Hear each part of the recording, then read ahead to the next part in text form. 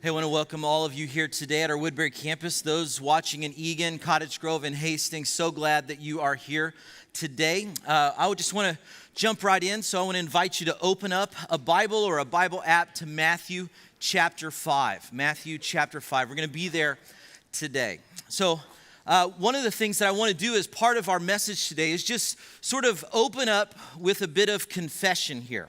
And I'm going to confess something I have never confessed before, but to start off, I just want to confess the good stuff. I'm so excited about the rebranding process that we've been involved in over the last couple years here, where we've sort of unearthed and developed a new logo for this place. The process was rigorous, and it was the most difficult part was our senior pastor, Phil, was constantly trying to make our new logo a bass, which was like trying to get him back on track. But what we came up with is what you received when you came in or when you go out today is the new logo. There's a car decal that we're handing out that represents our new logo about Jesus and people. And so the up arrow sort of reminds us that we need to bring people to Jesus. And then the down arrow represents the idea that we want to bring Jesus to people. And so we wanted to keep these two ideas in front of us, that it's all about Jesus and people. That's the new logo. Now, the old logo is where I sort of have to confess something to you, which is this, that I have been sort of bothered by this particular logo. Some of you remember this logo. It was a broken halo. I saw as we were coming in today, you have this on your car. Some of you love this logo, the No Perfect People Allowed concept. You've even tattooed it on your body.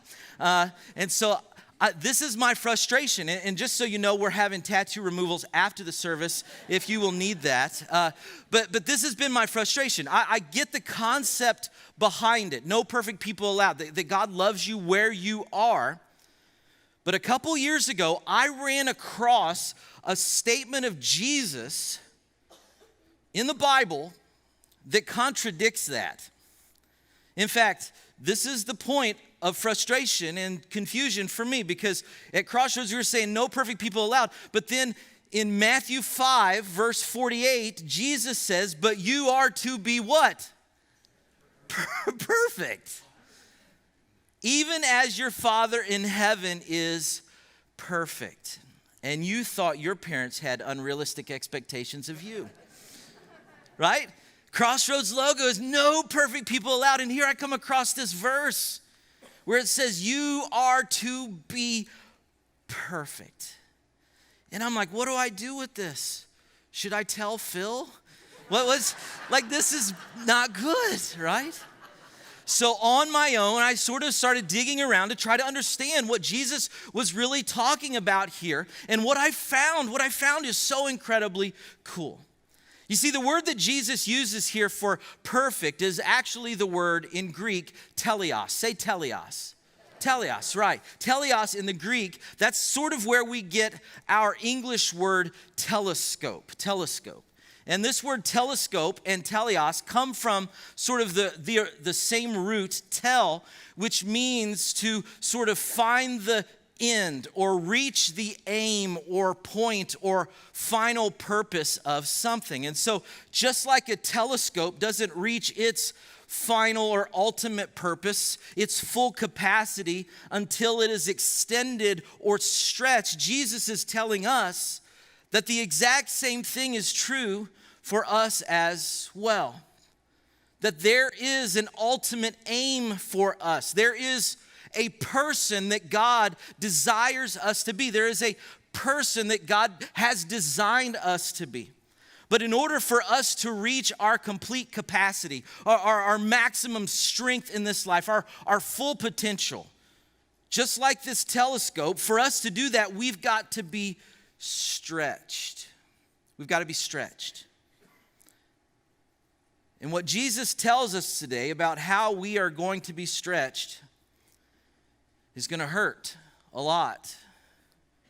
In fact, what he tells us today that we should do, or rather what we should quit doing, is going to be incredibly painful for so many of us here. It's going to hurt a lot. But we have to do it. We have to go through it in order to become the person that God has designed us to be. And so to see what he's talking about, when he talks about this painful stretching, he begins to explore it in verse 38. So Matthew chapter 5, verse 38, he starts to tell us about this painful stretching process and what it will look like in our life. Verse 38 says this: "You have heard the law that says the punishment must match the injury." And you've probably heard this phrase before. "An eye for an eye and a tooth for a tooth." He says, "You have heard it said this, but I say to you," he's given something new here, "but I say to you, do not resist an evil person. In fact, if someone slaps you on the right cheek, offer the other cheek also." And just to be clear, he's talking about face cheeks, not butt cheeks. Because some of you were wondering, I can see it on your face, right?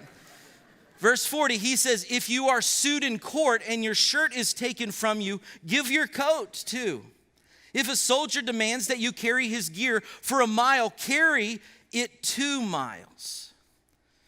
Now, I read this sort of thing, and I begin to wonder when I see this kind of standard and high bar that Jesus proclaims. I read it, and I'm like, I'm done. I'm done with this. I can't do this. I'm out, because if someone slaps me in the face, or if someone steals my coat or my shirt or forces me to go somewhere I don't want to go, the reality is it's going to get really ugly really quick. In fact, it's going to be on like Donkey Kong, okay? Actually, in thinking about this passage, I'll never forget the moment that I realized how retaliation really works in my life. I'll never forget how I realized how strong the desire is within me to settle the score with someone who offends me. How easy it is for me to want to get even with someone else.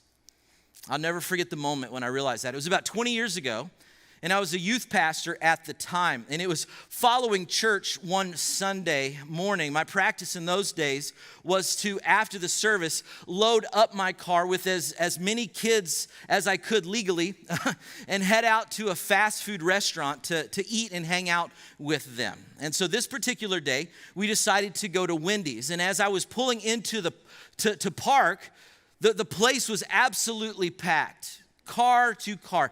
Every single spot was taken except for one space where a guy had double parked, and he was taking up about 8 inches of the empty space beside him. And so back in those days, I had a pretty skinny car as well as a pretty skinny body. And so I decided that I could probably work within this tiny space. So I pulled in and I snapped a photo of it there. So just kidding, that's not it. We didn't have cell phone cameras in that day. This is more like the scenario. I'm the red car in this scene here. And so we pulled in, and I sort of slithered out of the driver's side, and all the kids had plenty of room to get out on the other side. We didn't even touch any of the cars. We were very careful, didn't touch any of the cars. So we got out, we ran in, we ordered, we ate, we laughed a lot, had a great time hanging out together. Then as we were leaving the restaurant, I noticed that there was an old man standing at the back of my car who did not look very happy at all.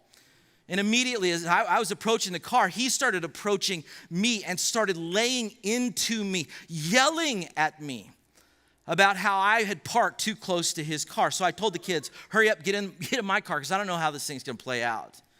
And I didn't know. And it was sort of scary because this guy would not let up. He just kept going on and on about how he had been standing out there behind my car for like 30 minutes waiting for me to come out, which I thought was a stupid waste of time. Dumb.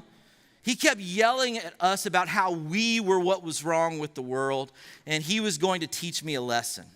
And when I heard him say that, I told the guy, you need to back off, and you need to get your eyeglass prescription updated, because you obviously can't see how to park, which didn't help the situation at all.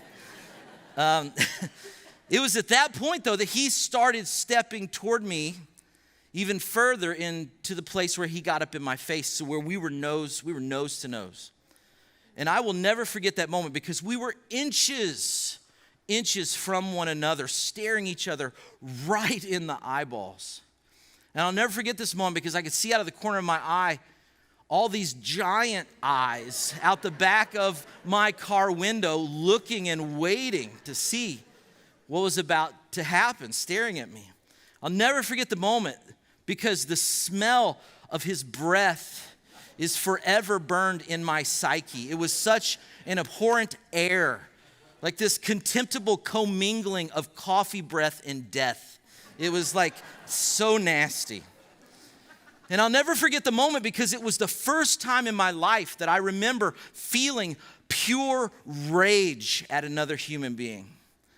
And just to speak honestly, I wanted to knock this guy out cold, this old dude out cold. I wanted to punch him right in the face, lay him out right there in the Wendy's parking lot. I mean, honestly, as I think back on this, I've never been so angry in my life. I mean, who did this guy think he was?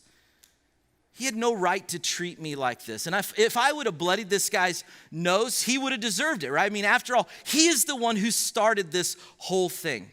He is the one who parked poorly. He is the one who was being a jerk. He was the one who was aggressively approaching me. And I was convinced that he was the one in any second about to attack me. And in that moment, a question popped into my mind that caused me to pause, which was this. Can you go to jail for punching an old man in a Wendy's parking lot? You know, because one of my bucket list items is to not go to jail. It's one of my life goals, just so you know. Just kidding. That wasn't the question. The actual question that popped into my brain, as corny as this sounds, was this. What would Jesus do? What would Jesus do? And just so you know, I hate that question. I hate it. But I was forced to ask it. Hear this. I was forced to ask it because in this moment, I was about to become the answer to that question for a group of kids waiting and watching to see what I would do next. And what I wanted to do next was punch this guy because he needed to be taught a lesson. But Jesus said, that's the old way, James. That's the old way. An eye for an eye, a tooth for a tooth. That's the old way. That's the old way. And in this particular situation, I sort of like the old way better. But Jesus says that's the old way. That's the old way. The new way, the better way says, don't punch old people. Don't resist an evil person.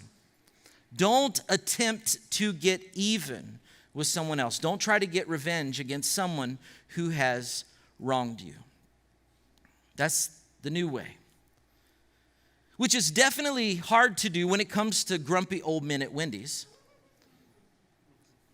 But I submit to you, it's even more difficult to do when it comes to some of the stuff that some of you have had to deal with in your own life.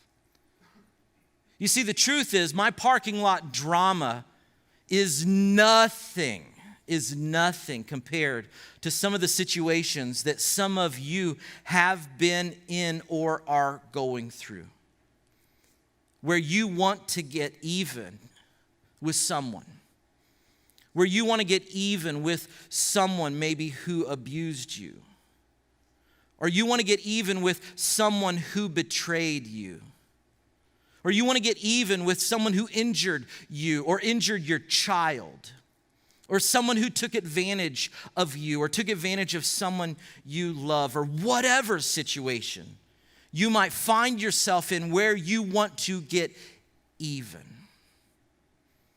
And in that moment, the question becomes, why wouldn't I? Why wouldn't I do this? Why wouldn't I seek to settle the score in that situation? Why would I ever want to let them or him or her off the hook for what they did to me? Why should I say, I quit to trying to get even? Why would I ever want to do that? Which is a good question.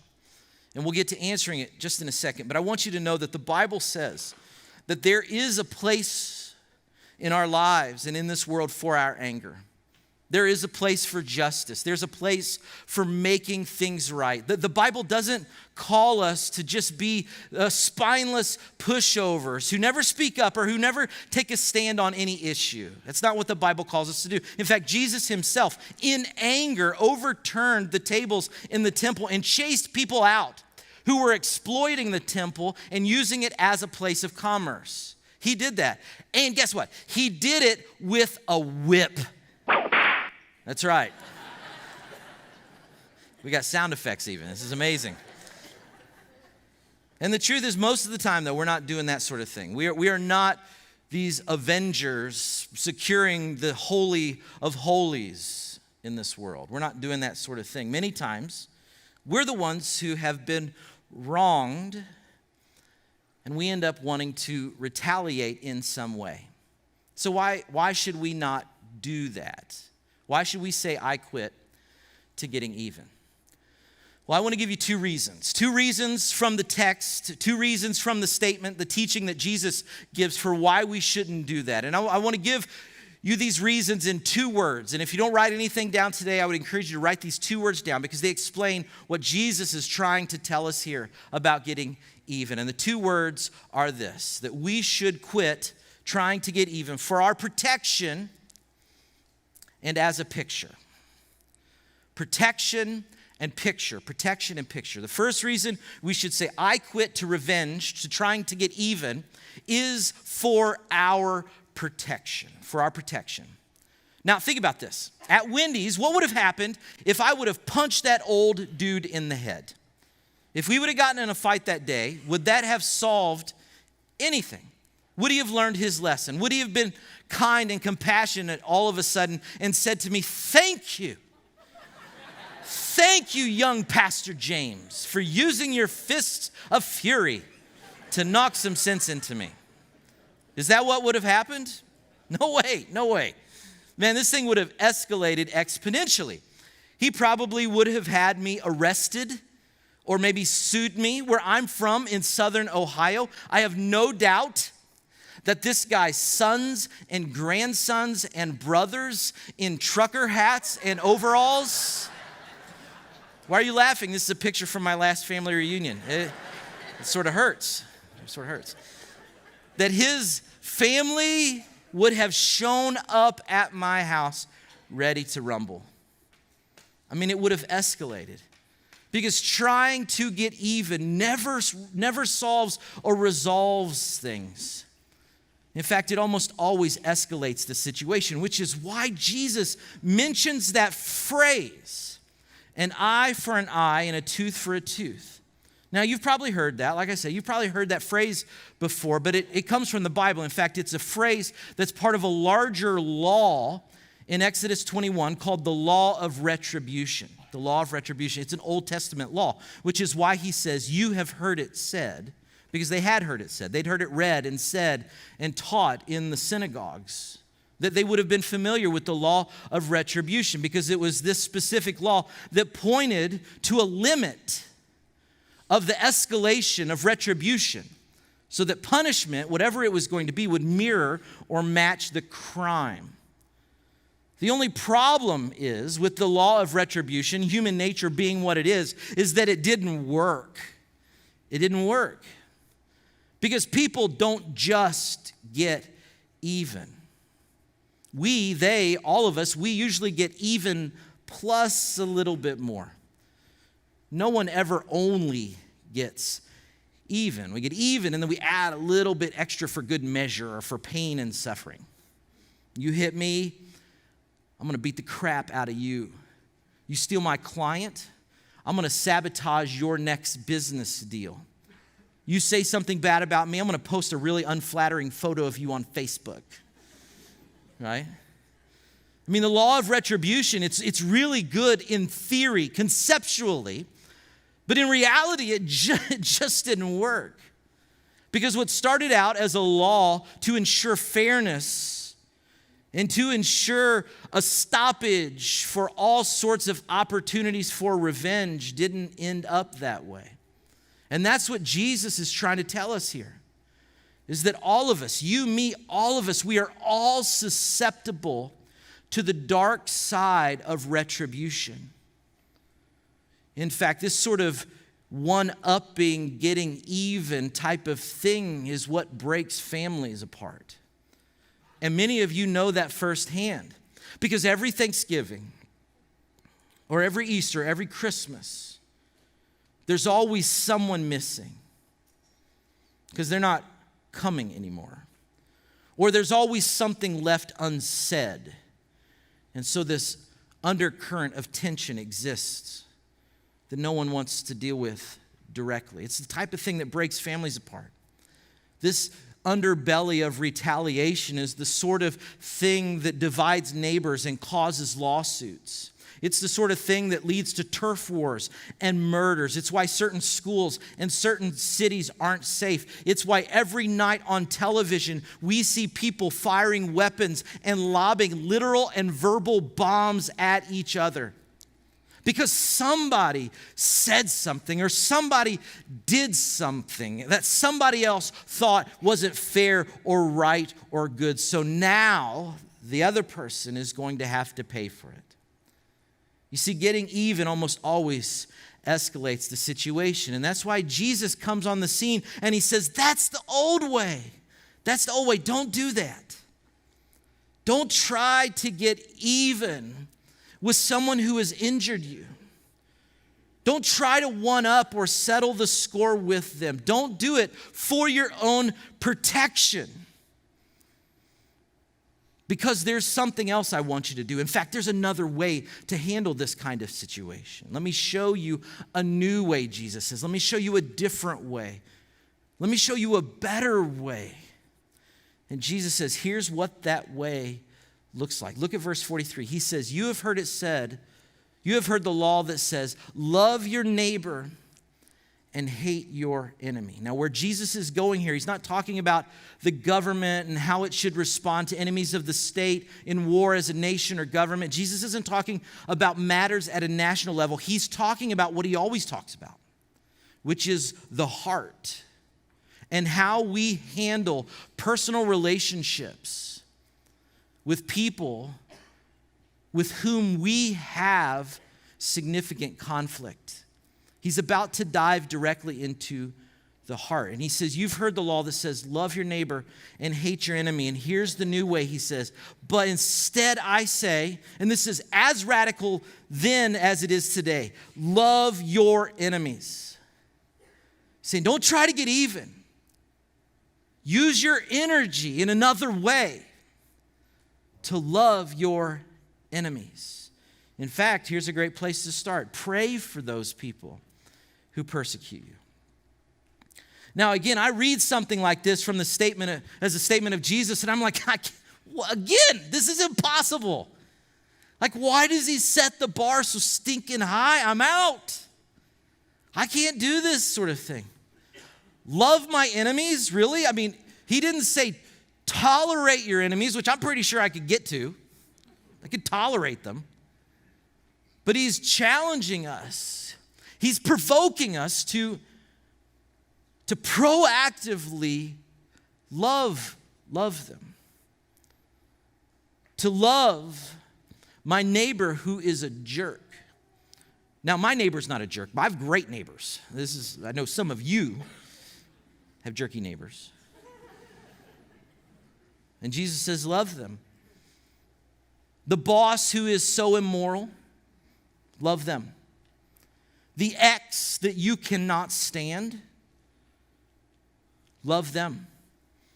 The coworker or the professor or the classmate who is a raving atheist who belittles your faith on a regular basis, love them.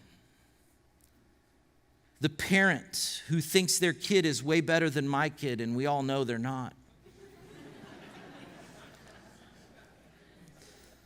Love them. You're asking me, Jesus, not to just tolerate them, but to love them. But to love them. Why? Why would I want to do this? For my protection and your protection. Because what love actually does is it stops the cycle of retaliation. When you choose to insert love into a situation, you stop the cycle of getting even and one-upping someone else. You stop the cycle of anger. You stop the cycle of retribution. You stop it cold in its tracks. You stop it for your protection, but there's another part of it as well. And this may be more important than that. When you love your enemies, what you do, and here's our second word, you give people a picture of God. When you love your enemies, you give people a picture of what God is really like. When you show love for your enemies, instead of getting even with them, when you show love to them, you turn into an image in this world, for this world to know what God really feels about this world.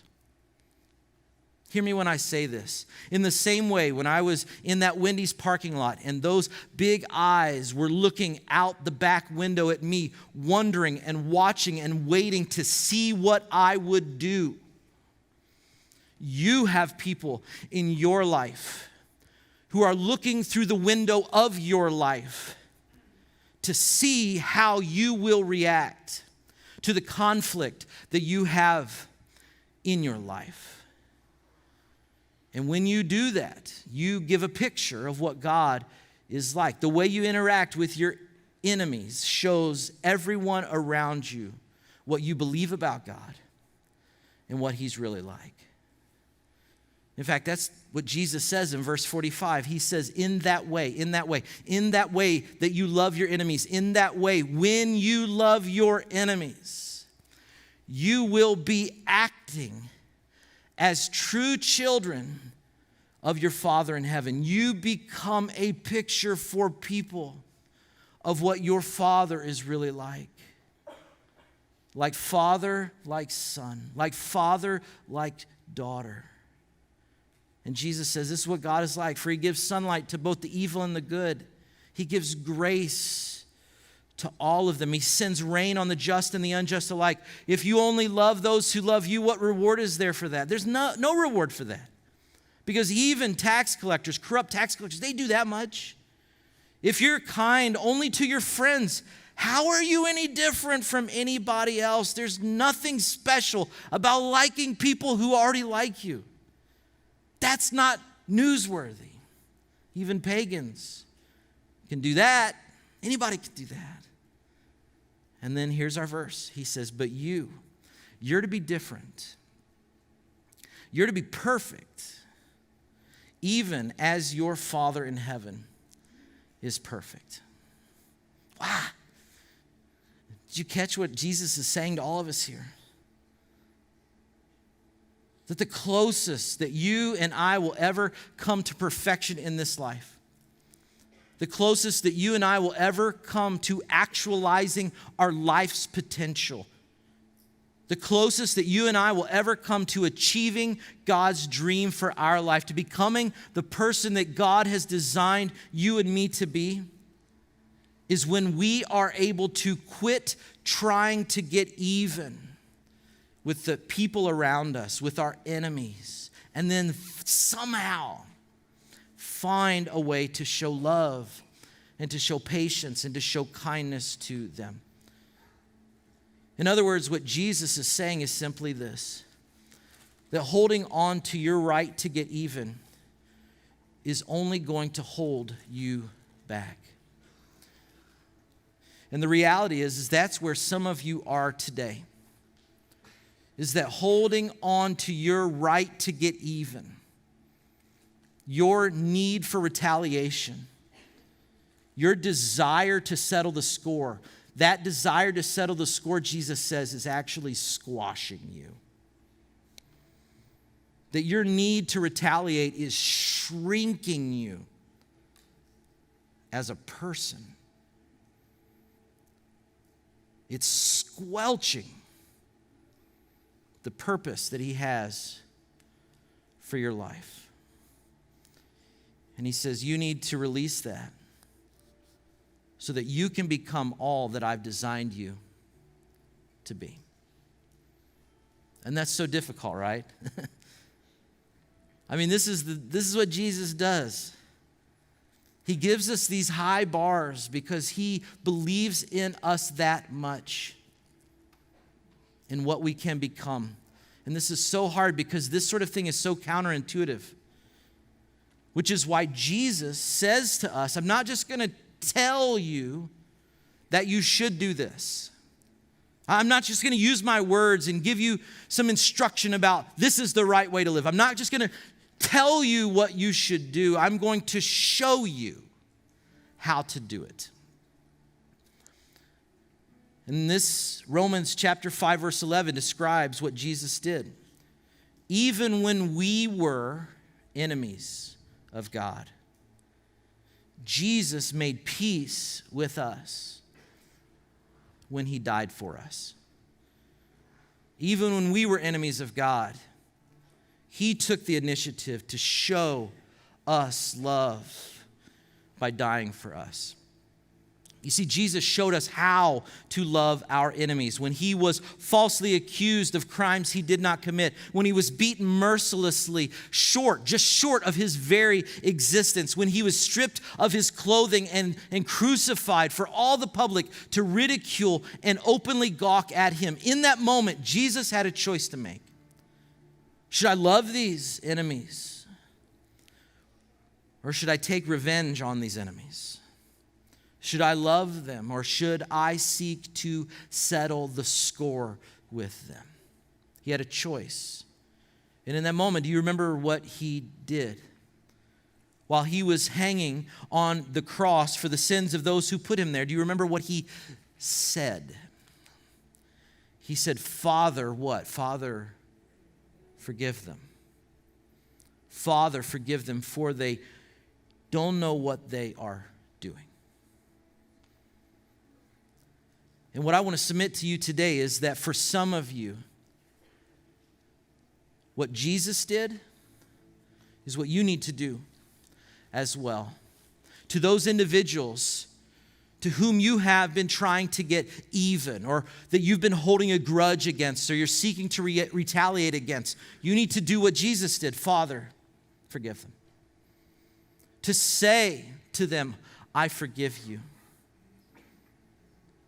I forgive you.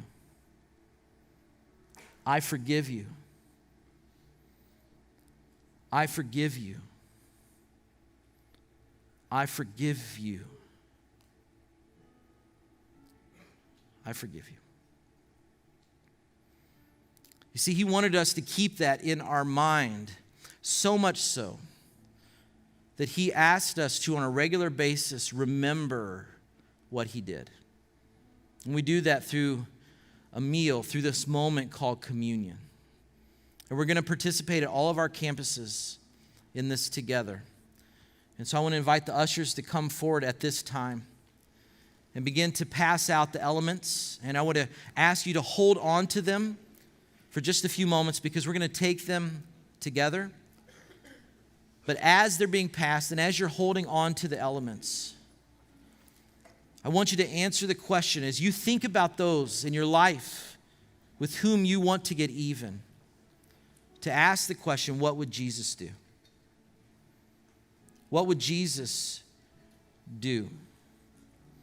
And to answer that question, what would Jesus do? We want to take a few minutes to remember and to reflect on what Jesus actually did.